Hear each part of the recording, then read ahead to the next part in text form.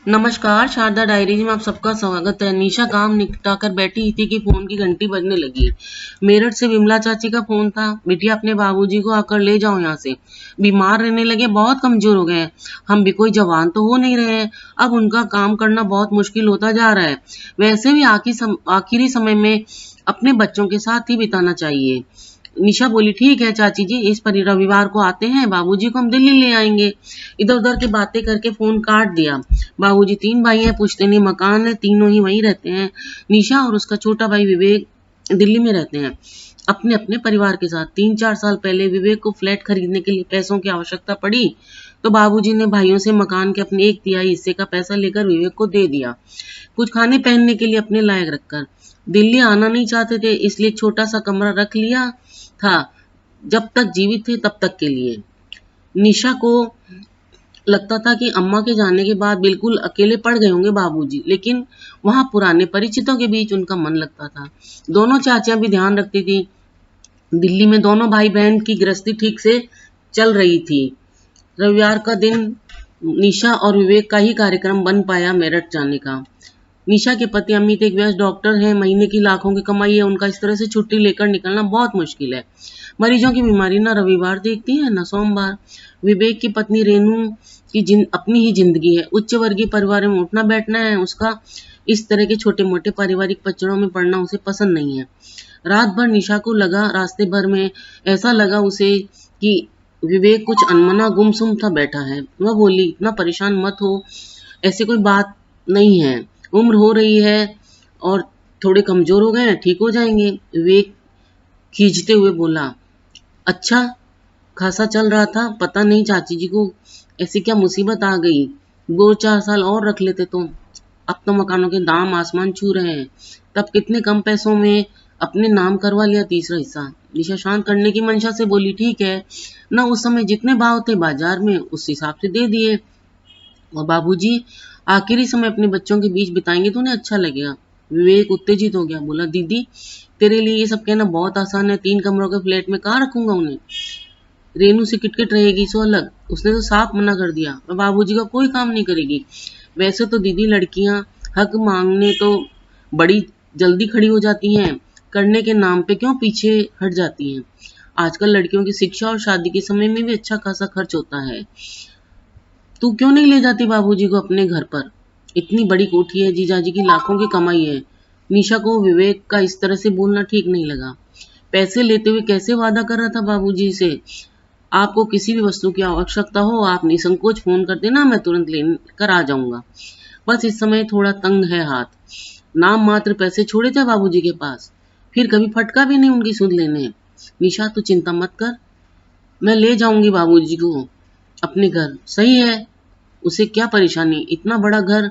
फिर पति रात दिन मरीजों की सेवा करते हैं, एक पिता तुल्य ससुर को आश्रय तो दे ही देते हैं। बाबूजी को देखकर उसकी आंखें भर आई, इतने दुबले और बेबस दिख रहे थे। गले लगते हुए बोली, पहले फोन करवा देते, पहले लेने आ जाती। बाबूजी बोले, तुम्हारी अपनी जिंदगी है, क्या परेशान करता, वैसे भी दिल्ली में तुम लोग पर आश्रित हो जाऊंगा। रात को डॉक्टर साहब बहुत देर से आए, तब तक पिता और बच्चे सो चुके थे।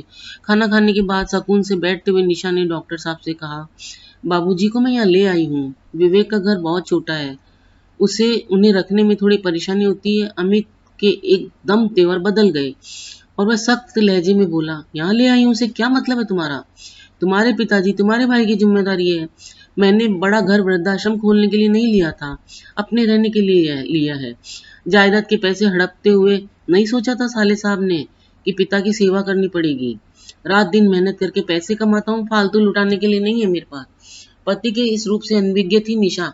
रात दिन मरीजों की सेवा करते हो, मेरे पिता के लिए क्या आपके घर में और दिल में इतना स्थान भी नहीं है। अमित के चेहरे की भी तनी हुई नसें थी। वह लगभग चीखते हुए बोला, मरीज बीमार पड़ता है, पैसे देता है ठीक होने के लिए, मैं इलाज करता हूँ, पैसे लेता हूँ। ये व्यापारिक समझौता है, इसमें सेवा जैसा कुछ नहीं है। ये मेरा काम है, मेरी रोजी रोटी है। बेहतर होगा तुम 1-2 दिन में अपने पिताजी को विवेक के घर छोड़ आओ। निशा को अपने कानों पर विश्वास नहीं हो रहा था। जिस पति की वह इतनी इज्जत करती है, वे ऐसा बोल सकते हैं। क्यों उन्होंने अपने भाई और पति पर इतना विश्वास किया, क्यों उसने शुरू से ही एक एक पैसे का हिसाब नहीं रखा। अच्छी खासी नौकरी करती थी। पहले पुत्र के जन्म पर अमित ने यह कहकर छुड़वा दी कि मैं इतना कमाता हूँ, तुम्हें नौकरी करने की क्या आवश्यकता है, तुम्हें किसी चीज की कमी नहीं रहेगी, आराम से घर रहकर बच्चों की देखभाल करो। आज अगर नौकरी कर रही होती तो अलग से कुछ पैसे होते उसके पास, या 10 साल से घर का सारा दिन काम करने के बदले में पैसे की मांग करती तो इतने तो हो ही जाते कि पिताजी की देखभाल अपने दम पर कर पाती। कहने को तो हर महीने बैंक में उसके नाम से खाते में पैसा जमाते हैं, लेकिन उन्हें खर्च करने की बिना पूछे उसे इजाजत नहीं थी। भाई से भी मन कर रहा था कह दे शादी में जो खर्च हुआ था वह निकाल कर जो बचता उसका आधा आधा कर दे, कम से कम पिता इज्जत से तो जी पाएंगे। पति और भाई दोनों को पंक्ति में खड़ा करके बहुत से सवाल करने का मन कर रहा था। जानती थी जवाब कुछ न कुछ तो अवश्य होंगे, लेकिन इन सवाल जवाब में रिश्तों की परतें दर परतें उखड़ जाएंगी और जो नग्नता सामने आएगी उसके बाद रिश्ते ढूंढना मुश्किल हो जाएंगे। सामने तस्वीर में से झांकती 2 जोड़ी आंखें जीवा पर ताला डाल रही थी। अगले दिन अमित के अस्पताल जाने के बाद जब नाश्ता लेकर निशा बाबूजी के पास पहुंची तो वे सामान बांध बैठे थे। उदासी भरे स्वर में बोले, मेरे कारण अपनी गृहस्थी मत खराब कर, पता नहीं कितने दिन है मेरे पास। मैं इस वृद्धाश्रम से मैंने एक बात कर ली है, जितने मेरे पास पैसे हैं उसमें वे मुझे रखने को तैयार है। ये ले पता, तू मुझे वहां छोड़ आ और निश्चित होकर अपनी गृहस्थी संभाल। निशा समझ गई बाबूजी की देह कमजोर हो गई, दिमाग नहीं। दामाद काम पर जाने से पहले मिलने भी नहीं आया। साफ बात है ससुर का आना उन्हें अच्छा नहीं लगा। क्या सफाई देती, चुपचाप टैक्सी बुलाकर उनके दिए पते पर उन्हें छोड़ने चल दी। नजरें नहीं मिला पा रही थी, न कुछ बोलते बन रहा था। बाबूजी ने ही उसका हाथ दबाते हुए कहा, परेशान मत हो बिटिया, परिस्थितियों पर हमारा कब बस चलता है। मैं यहाँ अपने हम उम्र लोगों के बीच खुश रहूंगा। 3 दिन हो गए थे बाबूजी को आश्रम छोड़कर आए हुए। निशा को न किसी से बोलने का मन कर रहा था, न कुछ खाने का। फोन करके पूछने की हिम्मत नहीं हो रही थी कि वे कैसे हैं। इतनी ग्लानि हो रही थी कि किस मुंह से पूछे। वृद्धाश्रम से ही फोन आ गया कि बाबूजी अब इस दुनिया में नहीं रहे हैं। 10 बजे थे, बच्चे पिकनिक पर गए थे, 8-9 बजे तक आएंगे। अमित तो आते ही 10 बजे तक हैं। किसी की भी दिनचर्या पर कोई असर नहीं पड़ेगा, किसी को सूचना भी क्या देना। विवेक ऑफिस चला गया, बेकार छुट्टी लेनी पड़ेगी। रास्ते भर अविरल अश्रु बहाती रही। कहना मुश्किल था पिता के जाने के गम में या अपनी बेबसी पर आखिरी समय पर पिता के लिए कुछ नहीं कर पाई। 3 दिन, केवल 3 दिन अमित ने उसके पिता को मान और आश्रय दे दिया होता तो हृदय से अमित को परमेश्वर का मान लेती। वृद्धाश्रम के संचालक महोदय के साथ मिलकर उसने औपचारिकताएं पूर्ण की। वो बोल रहे थे, इनके बहू बेटा और दामाद भी हैं रिकॉर्ड के हिसाब से, उनको भी सूचना दे देते तो अच्छा रहता। वह कुछ समझ चुकी थी और बोली, नहीं इनका कोई नहीं है, न बहू है, न बेटा है और न दामाद, बस एक बेटी है, वह भी नाम के लिए। संचालक महोदय अपनी ही धुन में बोल रहे थे, परिवार वालों को सांत्वना और बाबूजी की आत्मा को शांति मिले।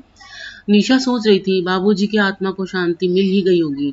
जाने से पहले सबसे मोह भंग हो गया था। समझ गए होंगे कि कोई किसी का नहीं होता है, फिर क्यों अशांत होगी आत्मा। हाँ, परमात्मा उसको इतनी शक्ति दे कि किसी तरह वह बहन और पत्नी का रिश्ता निभा सके। ये पैसा ही है जो हर एक रिश्ते को और उसकी रिश्तेदारी को निभा रहा है। अगर आपको ये मेरी कहानी अच्छी लगी हो तो कृपया वीडियो को लाइक शेयर सब्सक्राइब करना ना भूलें। कहानी सुनने के लिए धन्यवाद।